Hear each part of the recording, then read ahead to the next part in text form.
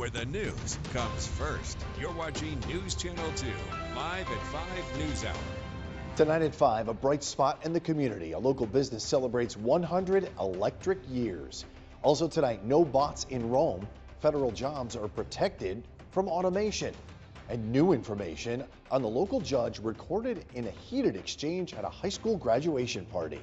Now, the news with Jason Palace.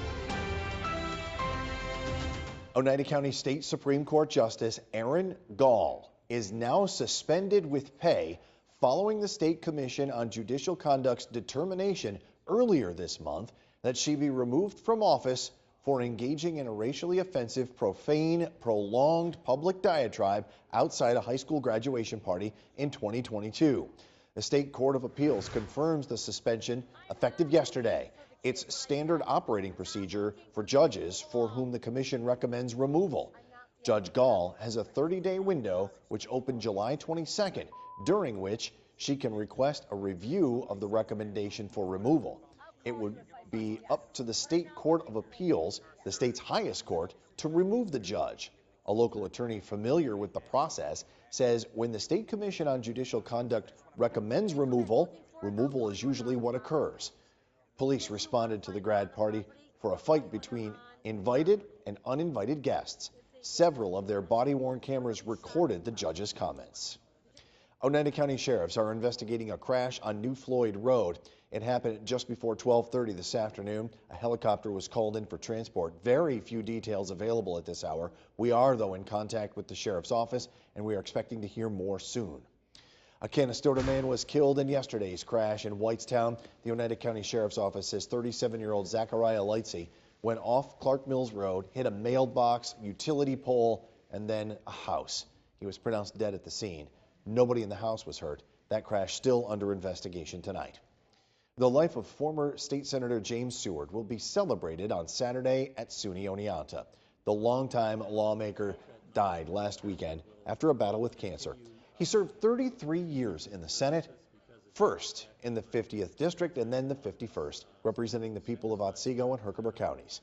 A celebration of life will be Saturday in the Hunt Union Ballroom at 11 a.m. A private burial will follow. Time now for a first look at the forecast. Here's Chief Meteorologist Bill Curtis. We're tracking a hot day today. It is dry. We've gotten a break from thunderstorms. This is a live look at the Yorkville Battery Storm Tracker 2 Doppler radar. It's going to turn out to be a lovely evening. We have some wildfire smoke that has been minorly impacting air quality and is producing a lot of haze. That'll be around through at least tomorrow. Our current temperature is 88 degrees. It feels like 90 with the high humidity in place. Our weather headlines, we're tracking another mild night tonight. Some scattered showers and storms return tomorrow. There are some signs that we'll get a break from the heat and humidity in the extended outlook. This evening, hazy and humid, temperatures near 80. Tonight, we're down to 66, muggy, mostly clear. Tomorrow, there will be a few thunderstorms in the afternoon. It's another hot and humid day with plenty of haze. 87, more showers and storms into the weekend. Temperatures in the upper 80s, but there are some signs that we'll get some relief as we head into early next week with temperatures into the 70s and a significant drop in humidity. Jason, back to you. All right, Bill, thank you. The Red Cross will be closing its service center in Rome on Monday.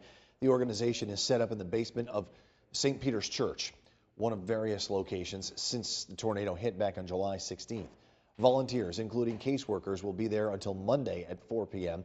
If you still need help after that, you can call 1-800-RED-CROSS. Skate a While Longer has repaired its tornado damage and reopens tomorrow. And they're offering a special tornado skate for people impacted by the storm. To be eligible for the free skate, you have to have been within a quarter of a mile in the path of the tornado or helped with the cleanup. Proof will be required upon arrival. The building had a 12-foot hole in the roof that caused water damage to the roller rink. We're having a tornado skate tomorrow, August 2nd, from 7 to 10 p.m. And to give back a little bit to the community and let everybody know that we're still here after a few people had posted incorrect or fake photos about the rink. We're here, we're back, we're doing it. Those not affected by the tornado are still welcome to skate with paid admission. Summer EBT benefits are coming to families, $120 per child for eligible families to pay for groceries. No Kid Hungry New York says this is a new federal program that will provide $200 million in food aid to as many as 2 million children in the state. The extra money will roll out to eligible EBT holders within the next few weeks and months. Moody's Ratings has significantly upgraded the Utica City School District's credit rating from an A3 to an A1. The district says a 2-notch upgrade is rare. Moody's analyzes the financial health of organizations and governments. A1 indicates a strong capacity to meet financial commitments. If the district needs to borrow money for building improvements, the better credit rating will mean reduced interest costs. U.S. Senators Kirsten Gillibrand and Chuck Schumer say more than 600 DFAS jobs in Rome are protected from automation thanks to new legislation. The senators say bots don't do the job as well as Mohawk Valley workers. The union that represents the workers says it received a commitment from DFAS that no DFAS employees in Rome will lose their jobs because of automation. Management will adopt 19 workforce training recommendations to retain and upskill employees for new roles. Meantime, the Manufacturers Association of Central New York has been awarded a $6 million grant by the U.S. Department of Labor to expand apprenticeship programs. This includes the semiconductor industry. The goal is to help more than 800 New Yorkers in historically underrepresented populations get the training they need to begin careers. Partners include Indium Corporation, Semicron Danfoss, Wolfspeed, and Micron. And MVCC is an education partner. A local business is marking 100 years everyone spent in Utica. They talked to our own Jolene Ferris today about the secrets to their success. Engler Electric in Utica is 100 years old, born out of World War I by way of current President Jim Engler's grandfather.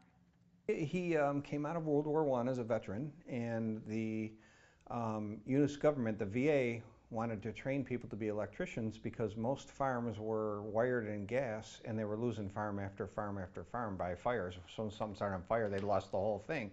So they taught him how to be an electrician and do fundamental things, and then he decided to go in business for himself. Both of his parents were in the business. After attending MVCC and SUNY Poly, Jim came in and learned about evolving and adapting. The latest technology always falls into our trade. So you've got simple things like fire alarm systems. Well, they're not simple anymore. I say that we're more like technicians every year and less like just electricians. Through the years, which are beautifully chronicled by many certificates, photos, and artifacts proudly displayed at the office, Engler has done work for big commercial clients. The largest contract we did was about a $4.5 million contract for Verizon. We put a new fire alarm system in a 13-story downtown Syracuse building. And small residential clients like Miss Prindle.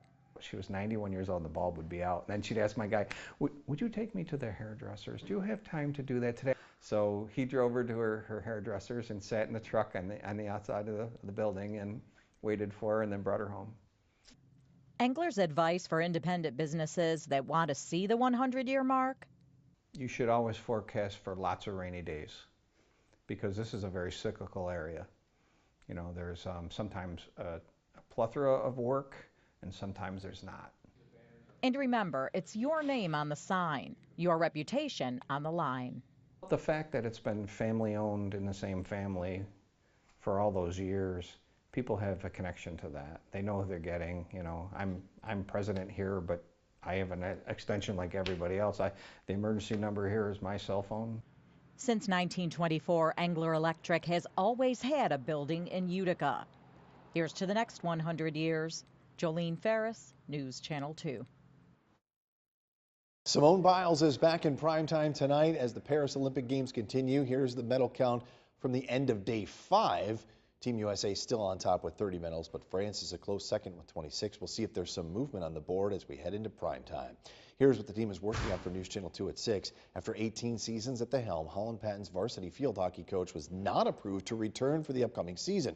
We'll have the latest on that. Plus, a local man and former football standout is donating his brain to research. And one cannabis shop is shut down and a new one set to open. It all comes your way on News Channel 2 at 6. Thanks for streaming with us. News Channel 2 at 6 will be on WKTV NBC.